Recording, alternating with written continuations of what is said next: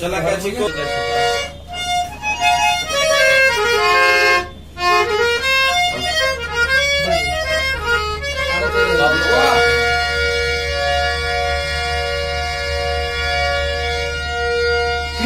की बिसल हरी न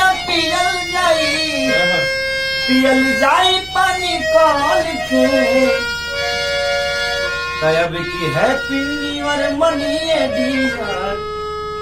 संग डियर में चल के हैप्पी न्यू ईयर मनई हक संग डियर अब की डियर में चल के डियर संग मुर्गा कटाई ओ अरे लकड़ी गहिरा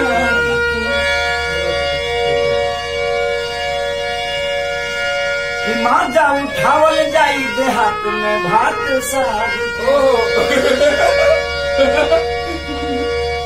नदी किनारे पाँव बिछलाई अरे तनी चली हा धनिया संभाल के तब की हैप्पी न्यू ईयर मनावल जाई